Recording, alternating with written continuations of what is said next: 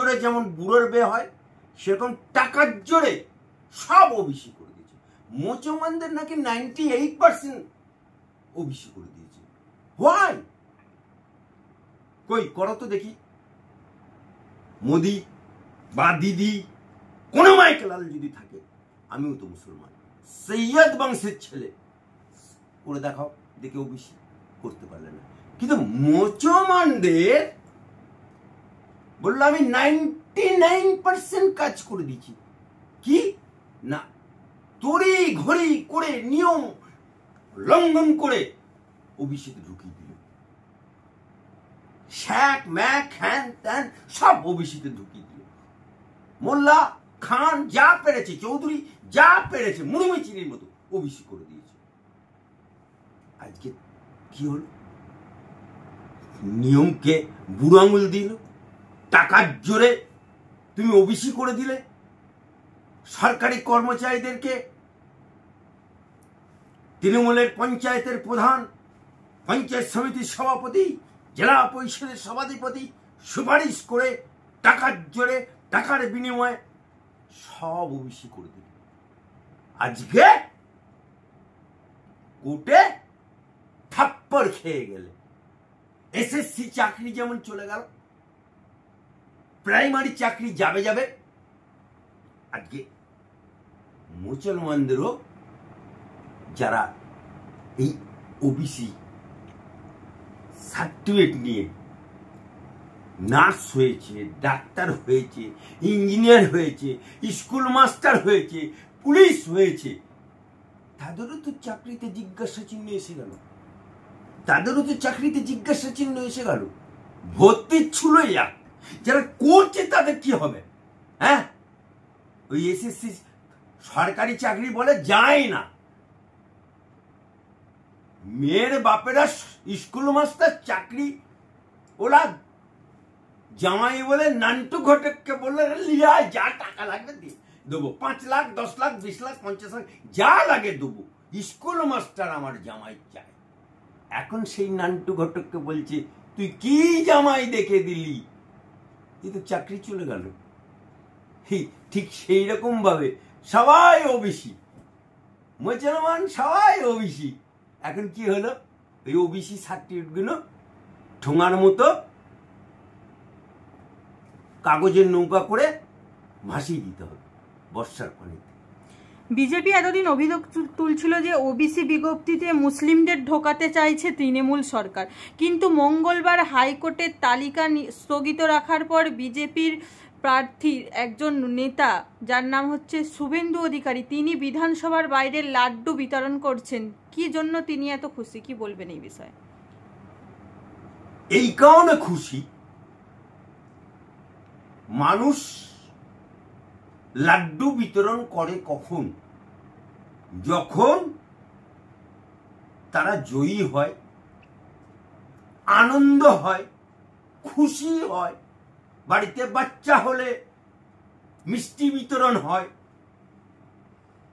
ঠিক সেই রকম ভাবে আজকে 1 পো দুধে 7 পো পানি মেরে সেটাকেই দুধ বলে চালাচ্ছিল। আজকে 1 পো দুধে 7 পো পানি আটকে গেল যে এটা দুধ না, এটা পানি।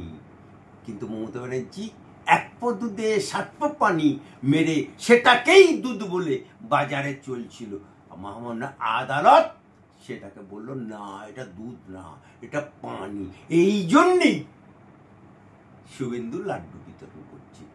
কারণ শুভেন্দু ওই দলে ছিল, ওই দলের নেতা ছিল, ওই দলে মুর্শিদাবাদ থেকে শুরু করে মালদা, দিনাজপুর যত মুসলমান এলাকা ছিল, মেদিনীপুর, পশ্চিম মেদিনীপুর, পূর্ব মেদিনীপুর, সবেতেই শুভেন্দু ছাড়া মমতা ব্যানার্জি অন্ধকার দেখত। যতগুলো কংগ্রেসের ঘাঁটি ছিল, মমতা ব্যানার্জি ক্ষমতায় আসার পরও একটা এমএলএ পায়নি, একটা পঞ্চায়েত প্রধান পায়নি, একটা জেলা পরিষদ পায়নি, একটা পঞ্চায়েত সমিতি পায়নি। সব দায়িত্ব দিয়েছিল শুভেন্দু। আর শুভেন্দু থাকাকালীন এই যে মমতার সরকার এক পো দুধে সাত পো পানি মেরেছিল সেটা শুভেন্দু জানতো। তাই আজকে সেই কোটের ধাক্কাতে এক পো দুধে সাত পো পানি পুরোটা দুধ পানি মেরে যে দুধ বলে মমতা ব্যানার্জি চালাচ্ছিল সেটা কোর্টের দ্বারা ধাক্কা খেলো, এই জন্যই আনন্দে লাড্ডু বিলি করছে। এই যে দেখতে পাচ্ছি নিয়োগ প্রক্রিয়ায় বারবার দুর্নীতি হচ্ছে, রাজ্য সরকার বারবার একবার সুপ্রিম কোর্টের রায় শুনতে বলছেন, একবার হাইকোর্ট, তাহলে কি চাকরিহারা শিক্ষক যারা যোগ্য তারা একবার সুপ্রিম কোর্ট একবার হাইকোর্ট এভাবেই কি তাদের দিন চলবে? তারা কি তাদের চাকরির জায়গায় কোনোদিন ফেরত যেতে পারবেন না? কি বলবেন এই বিষয়ে? যাদের চাকরি চলে গেছে মহামান্য হাইকোর্টের নির্দেশে, যেটাকে চ্যালেঞ্জ করে সুপ্রিম কোর্টে গেছিল এই রাজ্য সরকার, সুপ্রিম কোর্টেও তাদের প্যানেল পুরো প্যানেল বাতিল করে দিয়েছে।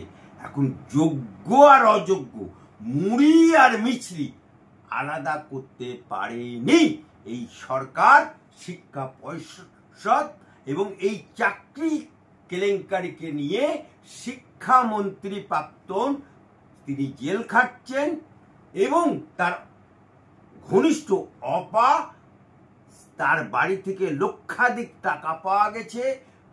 তৃণমূলের নেতা কুন্তল সে জেল খেটেছে এবং এর সাথে আরো নাম জড়িয়ে আছে। সিবিআই সেইটাকে নামগুলোকে সব বার করার চেষ্টা করছে।